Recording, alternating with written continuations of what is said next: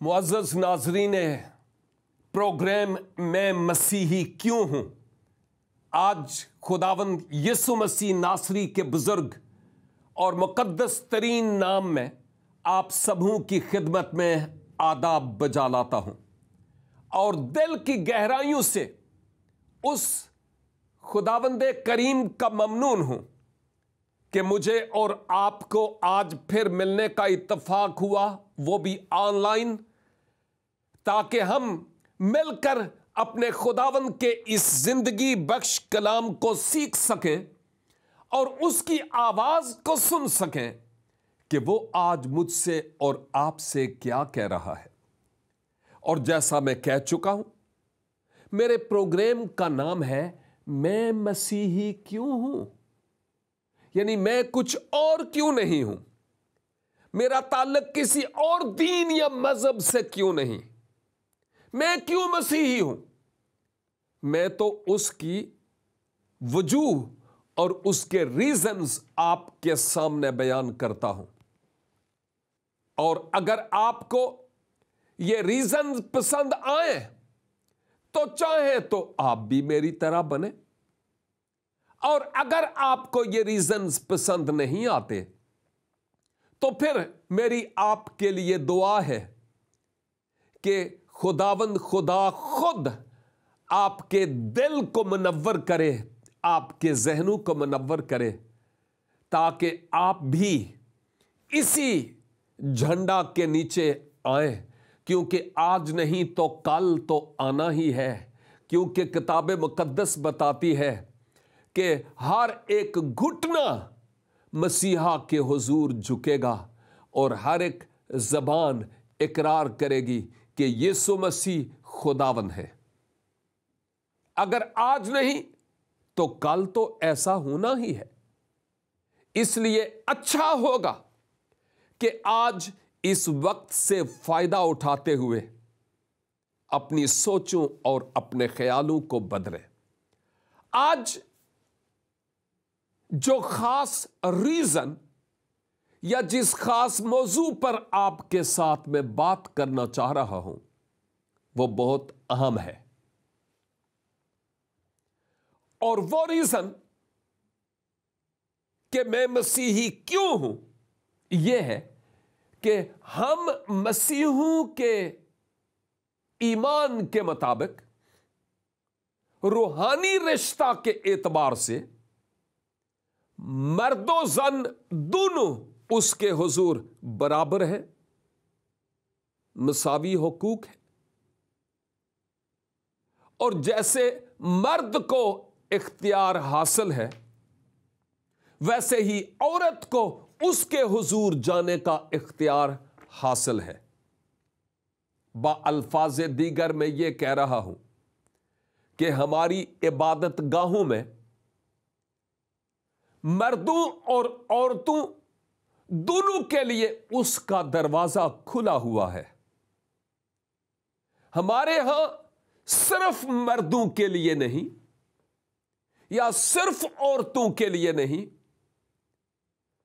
مردوں کے لیے بھی، عورتوں کے لیے بھی، نوجوانوں کے لیے بھی، بچوں کے لیے بھی، بوڑھوں کے لیے بھی دروازے کھلے ہیں، یہاں تک کہ جو مسیحی نہیں بھی اگر وہ بھی آنا چاہے تو رب العزت کی حضوری میں کوئی اس کو باہر نہیں نکال دے گا، کوئی پابندی نہیں ہے۔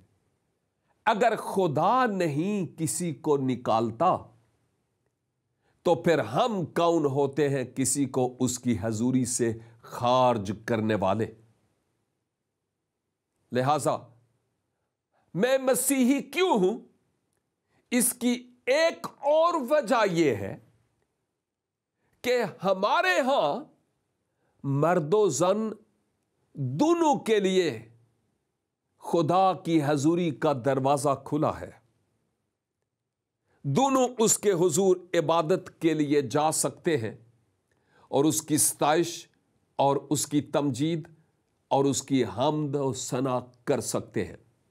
اس تعلق سے آج آپ کی خدمت میں انجیل مقدس سے ایک حوالہ تلاوت کیے دیتا ہوں۔ امید ہے کہ اس کے ذریعہ سے میری بات اور زیادہ کلیئر اور واضح ہو جائے گی، کیونکہ یہ خدا کا کلام ہے اور یہ میرے لیے اور آپ کے لیے ہماری سوچوں کے بدلنے کے لیے کافی ہوگا۔ انجیل مقدس سے گلتیہ کی کلیسیا کے نام لکھا گیا خط اور اس کا 3 باب اور اس کی 26 سے 29 آیت تک کلام مقدس میں یوں لکھا ہے، کیونکہ تم سب اس ایمان کے وسیلہ سے جو مسیح یسوع میں ہے خدا کے فرزند ہو۔ کانوں کو نہیں پکڑ لینا خدا کے فرزند ہو، یہ فزیکلی بات نہیں ہو رہی جیسے آپ اور میں اپنے ابا اور اماں کے فرزند ہیں۔ نو، یہ جو بات ہے یہ روحانی طور پر خدا کے فرزند ہونے کی بات ہے، فزیکلی نہیں، روحانی فرزند ہونے کی بات ہے۔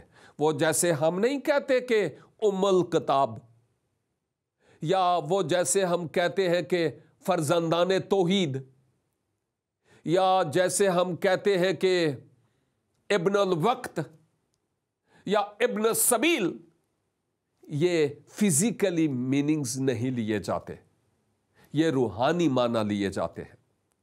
بالکل اسی طرح سے روحانی پہلو کے اعتبار سے خدا کے فرزند ہو، اور تم سب جتنوں نے مسیح یسوع میں شامل ہونے کا بپتسمہ لیا، مسیح کو پہن لیا ہے، مسیح کو پا لیا ہے، اپنے آپ کو اس کے سپرد کیا، اس کو آپ نے اپنے جیون میں لے لیا ہے۔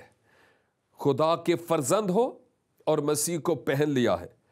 نہ کوئی یہودی رہا، نہ یونانی، نہ کوئی غلام، نہ آزاد، نہ کوئی مرد، نہ عورت، کیونکہ تم سب مسیح یسوع میں ایک ہو۔ اور اگر تم مسیح کے ہو تو ابراہم کی نسل اور وعدہ کے مطابق وارث ہو۔ یہ جو آیات آپ کی خدمت میں نے تلاوت کی ہے، ان آیات میں صرف ایک ہی بات پر ذرا فوکس کرنا چاہتا ہوں، اور وہ یہ کہ جتنوں نے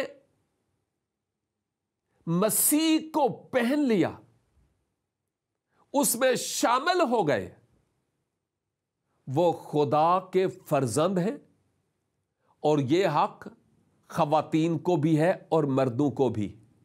دوسرے لفظوں میں وہ خدا کے روحانی طور پر بیٹے اور بیٹیاں ہیں۔ اور یہ حق کیسے ملتا ہے؟ انجیل مقدس جو بمطابق یوحنا روح القدس کی تحریک سے ملہم ہوئی، اس کے پہلے ہی باب یا رکوع کی بات کر رہا ہوں، اور اس کی 12 آیت میں آیا ہے، لیکن جتنوں نے اسے قبول کیا، یعنی یسوع پر ایمان لائے، اس نے انہیں قبول کرنے والوں کو خدا کے فرزند بننے کا حق بخشا۔ کن کو؟ یعنی انہیں جو اس پر ایمان لاتے ہیں۔ اور آگے لکھا ہے، وہ نہ خون سے نہ جسم کی خواہش سے بلکہ خدا کے ارادہ سے پیدا ہوئے ہیں۔ تو اب دیکھ لیجئے، یہ جو 2 آیات میں نے آپ کی خدمت میں 2 حوالے پیش کیے ہیں، گلتیوں سے بھی اور یوحنا سے بھی، یہاں پر مسیحا پر ایمان لانے والوں کو جو حق ملتا ہے، وہ حق ہے خدا کے بیٹے اور خدا کی بیٹیاں ہونے کا۔ جب ہم خدا کی حضوری میں جاتے ہیں تو اس کے بیٹے اور اس کی بیٹیاں ہونے کے اعتبار سے جاتے ہیں، اور وہ ہمارا روحانی طور پر باپ ہوتا ہے. ہمارا ایک دوسرے کے ساتھ جتنے بھی ہم اس کی حضوری میں جاتے ہیں، ہمارا ایک دوسرے کے ساتھ جو رشتہ ہے، چونکہ ہم فرزند ہیں، بیٹے اور بیٹیاں ہیں، اس سبب سے ہمارا ایک دوسرے کے ساتھ بھائیوں اور بہنوں کی طرح کا رشتہ ہوتا ہے. آمین. ہم بھائیوں اور بہنوں کی طرح کا ایک دوسرے سے رشتہ رکھتے ہیں، کیونکہ ہم سب مسیح یسوع میں ہیں. خدا ہمارا باپ ہے اور مسیح یسوع کے وسیلہ سے ہم اس کے بیٹے اور اس کی بیٹیاں ہیں.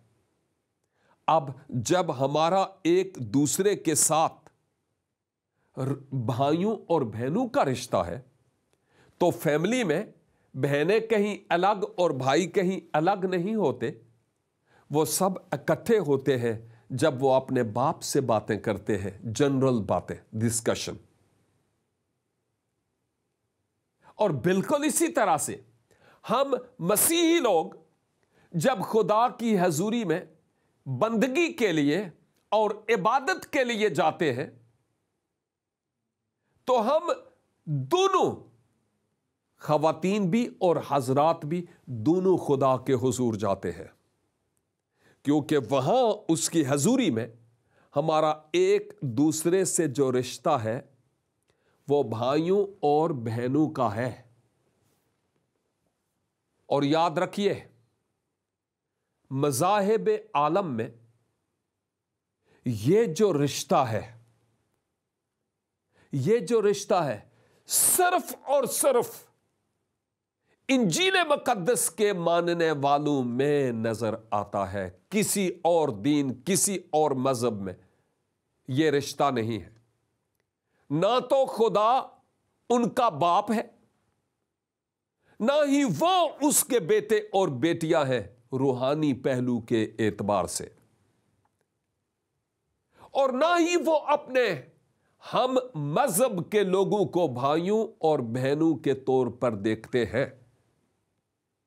یہی تو سبب ہے، غور سے سنیے گا، کہ بے شمار عبادات ایسی ہوتی ہیں ہمارے ملک پاکستان میں جو صرف مردوں کی ہوتی ہے اور وہاں پر خواتین نہیں ہوتی. کیوں؟ اس لیے کہ ہم ایک فیملی کے ممبر نہیں ہیں.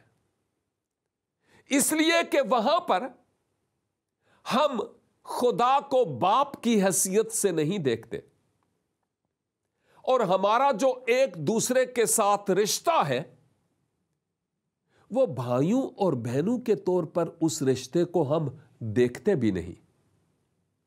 اگر ایسا رشتہ ہو تو ہم عبادت گاہ میں دونوں خواتین بھی جائیں اور حضرات بھی جائیں، اور وہاں پر جا کر خدا کی عبادت کریں. سنیں کہ رب العزت اپنے بندہ کی معرفت لوگوں سے کیا کلام کر رہا ہے. یہ حق اور یہ اعزاز اور یہ پریولیج، یہ شرف صرف مسیح یسوع میں ہمیں حاصل ہے کہ مسیحی لوگ جب عبادت گاہ میں جاتے ہیں تو وہ ایک دوسرے کو بھائیوں اور بہنوں کے رشتے کے اعتبار سے پکارتے ہیں. اور اکثر اوقات ہم جب دوسروں سے مخاطب ہوتے ہیں تو ہم بھائی جی اور بہن جی کہہ کر مخاطب ہوتے ہیں. عمر میں چھوٹے ہوں تو ہم بیٹا یا بیٹی کہہ کر مخاطب ہوتے. بائی نیم بہت کم لوگوں کو ہم پکارتے ہیں، کیونکہ ہمارا ایک دوسرے سے رشتہ ہے. اور جب ہم عبادت میں جاتے ہیں تو ہم بھائیوں بہنوں کی طرح وہاں پر ہوتے ہیں، کیونکہ خدا کی حضوری میں ہے. اور عبادت کے بعد بھی ہم ایک دوسرے کو بھائیوں اور بہنوں کی حیثیت سے دیکھتے ہیں، ایک ہی روحانی خاندان ہوتا ہے اور ایک ہی روحانی رشتہ ہوتا ہے۔ ہم خدا کی حضوری میں مرد بھی اور خواتین بھی خدا کے چہرے کے دیدار کے طالب ہونے کے لیے جاتے ہیں۔ اس کے پیچھے کوئی اور دنیاوی مدعا اور مقصد نہیں ہوتا۔ لیکن کئی عبادات میں لوگ ان کو عبادت کہتے ہیں۔ مسیحی عبادات کی بات نہیں کر رہا ہوں، جنرل کہہ رہا ہوں کہ کئی ایسی عبادات ہوتی ہیں جہاں خواتین کو کوئی اجازت نہیں ہے، صرف مردوں کی عبادات ہوتی ہے، اور اگر خواتین ہیں بھی تو شاید وہ اس دوسرے پورشن میں جہاں پر مردوں کی ان پر نظر نہیں پڑتی اور ان کی مردوں پر نظر نہیں پڑتی۔ لیکن ہماری مسیحی عبادت گاہوں میں حضرات اور خواتین اکٹھے بیٹھتے ہیں۔ بعض عبادت گاہوں میں مرد ایک طرف اور خواتین ایک طرف، لیکن بعض عبادت میں یہ کوئی بات نہیں ہے۔ فیملی کے اعتبار سے لوگ اکٹھے بیٹھتے ہیں تاکہ عبادت کے بعد بھی ہم اکٹھے باہر نکل سکیں، کہیں گم نہ ہو جائیں جہاں پر زیادہ بڑی عبادات ہوتی ہے۔ جو بات میں آپ کی خدمت میں عرض کر رہا تھا، آپ کو نقطہ تو مل ہی گیا ہے، اور وہ یہ ہے کہ جب ہم خدا کی حضوری میں جاتے ہیں تو صرف ایک ہی مقصد ہوتا ہے، اور وہ مقصد یہ کہ ہم اس کے چہرے کے دیدار کے طالب ہوں۔ کوئی اور مقصد اس کے حضور جانے میں ہمارا نہیں ہوتا۔ لیکن اگر ایسی جگہ جس کو ہم عبادت گاہ کہیں لیکن اس میں ذہنی طور پر فطور ہو، تو وہ عبادت گاہ نہیں، وہ شیطان گاہ ہو سکتی ہے۔ ایسی عبادت گاہ جہاں پر اگر خواتین اور حضرات دونوں ہوں اور وہاں پر ذہنی طور پر کسی بھی شخص میں کوئی فطور پیدا ہو، آپ سمجھ رہے ہیں میں کیا کہہ رہا ہوں، تو یہ شیطان گاہ ہو سکتی ہے، خدا کی حضوری میں عبادت گاہ نہیں ہو سکتی، کیونکہ نہ تو ہماری سوچ بدلی، نہ ہمارا خیال بدلا ہے، اور ہم شاید خواتین کو اس لیے بھی عبادت میں نہیں آنے دیتے کہ وہ کہیں میرے لیے آزمائش کا سبب نہ ہوں۔ اور کیا یہ حیرانگی کی بات نہیں ہے کہ آئے تم عبادت کے لیے ہو ذات الہی کی، اور تم سوچتے یہ ہو کہ خواتین نہ آئیں، کہیں میری نظر پڑ جائے تو میرے ذہن میں فطور آ جائے۔ یہ کس کی حضوری میں تم بیٹھے ہوئے ہو کہ تم یہ بات سوچتے ہو؟ خدا کی حضوری میں ہوتے ہوئے ایسی بات نہیں سوچی جا سکتی۔ اور دوسری بات خدا کی حضوری ہو اور خواتین و حضرات ہوں، اور پھر بھی اگر ہمارے ذہن میں کوئی فطور ہے تو فطور اس لیے ہے کہ ہم مردوں نے خواتین کو اپنی بہنیں نہیں سمجھا، ان کو محض ایک خاتون سمجھا ہے۔ ہمارے ذہن میں فطور، دل میں فطور، خیالوں میں فطور ہے۔ اور اگر عبادت گاہ میں ہمارا ایک دوسرے سے بھائیوں اور بہنوں کا رشتہ ہے، تو کیا کوئی اتنا ہو سکتا ہے کہ اس کی غیرت کا جنازہ اٹھ جائے اور وہ اپنی کسی بہن کو نظر بد سے دیکھے؟ امپاسبل، ناممکن ہے۔ مسیحی عبادت گاہوں میں ہم جب جاتے ہیں تو اس لیے نہیں جاتے کہ اپنی آنکھیں گرم کریں۔ مسیحی عبادت گاہوں میں ہم خدا کے چہرے کے دیدار کے طالب ہونے کے لیے جاتے ہیں۔ لیکن جو عبادات خواتین اور حضرات دونوں کی نہیں ہے،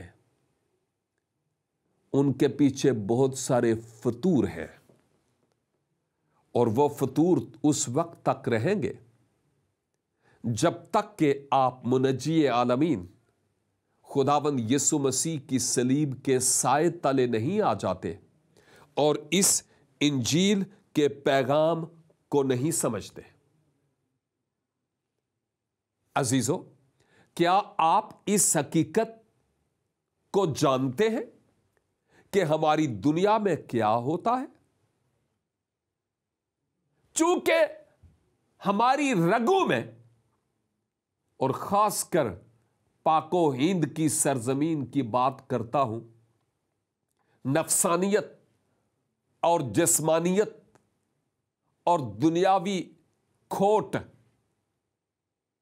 کوٹ کوٹ کر بھری ہوئی ہے، جس سبب سے عام پبلک پلیسز میں بھی اور شاید عبادت گاہوں میں بھی ہم ایک ہی نظریہ کے تحت جاتے ہیں جو درست نہیں ہے، دنیاوی ہے اور ابلیسی نظریہ ہے۔ اور میں سمجھتا ہوں کہ خواتین و حضرات دونوں کے لیے درگاہ ایزدی کھلی ہے، جب اور جس وقت وہ چاہیں اس کی پاک حضوری میں وہ جا سکتے اور عبادت کر سکتے ہیں۔ پاکستان میں مجھے ایک بار فن لینڈ کے جو ہانری کاؤنسلیٹ تھا وہاں پر جانے کا اتفاق ہوا، اور وہاں پر جو آفیسر خاتون تھی وہ پارسی تھی، اور ہم پاکستان کے بارے میں بات چیت کر رہے تھے،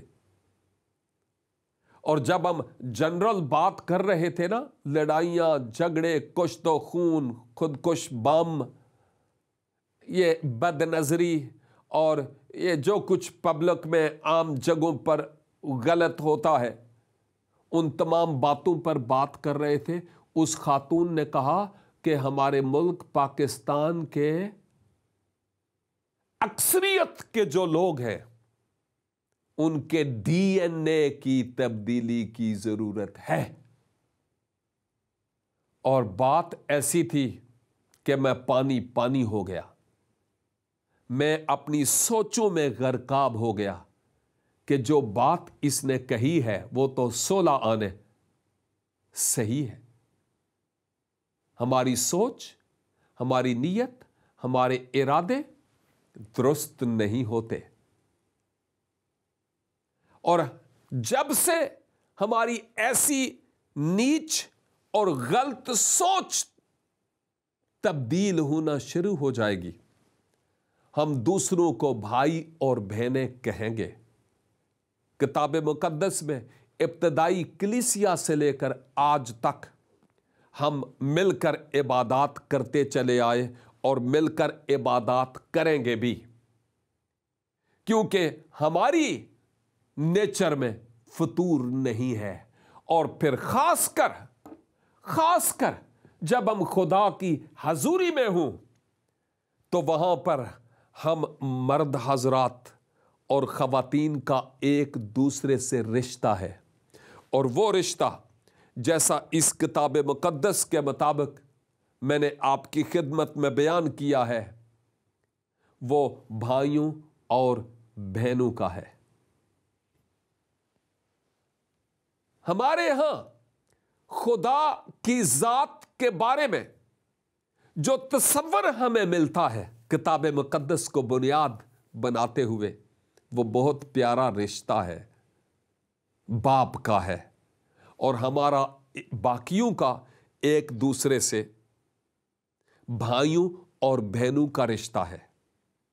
عزیزو، جب تک ہم سرزمین پاکستان میں ایسی سوچ کو کریٹ نہیں کریں گے، اس وقت تک بے راہ روی رہے گی اور ہماری آنکھیں ہمیشہ دوسروں کو دیکھتی رہے گی، بھلے کچھ ہی کیوں نہ ہو۔ فیس بک پر، سوشل میڈیا پر میں نے کئی دفعہ دیکھا، ہماری نیچر ایسی ہے کہ اگر برقع پوش خاتون بھی جا رہی ہے تو ہماری نیچر ایسی ہے، برقعے میں کیا نظر آئے گا یار؟ اور جب تک وہ نظروں سے اوجھل نہیں ہوتی، اکثریت دیکھتی رہتی ہے ان کو۔ یہ کیا ہے؟ یہ کون سی سوچ ہے؟ کون سا مذہب ہے یہ کون سا دین ہے؟ اور اب آپ کو سمجھ لگی کہ میں مسیحی کیوں ہوں؟ اس کے پیچھے ریزن یہ ہے کہ ہم مسیحی مردوں، خواتین کا، عورتوں اور مردوں کا، حضرات و خواتین کا جو ایک دوسرے سے رشتہ ہے وہ بھائیوں اور بہنوں کا ہے۔ یہاں تک کہ ہم اگر غیر مسیحی خواتین کو بھی ملتے ہیں اور اگر تھوڑی جان پہچان ہو تو ہم بہن جی کہہ کر مخاطب ہوتے ہیں، اور یہ رشتہ ہر جگہ پر آپ کو کبھی نہیں ملے گا۔ یہ صرف اور صرف انجیل پاک کے ماننے والوں، مسیحا کی تعلیم کے پیروکاروں کو ہی ملے گا، اور بے شمار لوگ دوسرے مذاہب میں موجود ہیں جو ان تعلیمات کو مانتے ہیں اور وہ جانتے ہیں کہ یہ تعلیمات کیا ہے، لیکن وہ منظر عام پر اس لیے نہیں آتے کیونکہ ان کو ان لوگوں کا ڈر ہے جن لوگوں کے بیچ میں وہ رہتے ہیں۔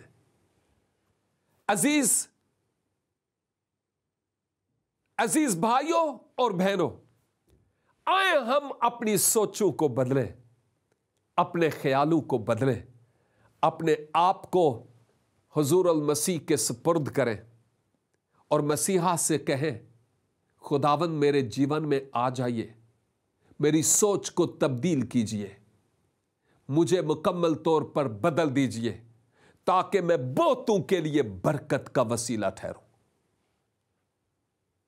اور میں آپ کو بتانا چاہتا ہوں کہ جب آپ ان حقائق کی عکاسی اپنی زندگی میں کریں گے،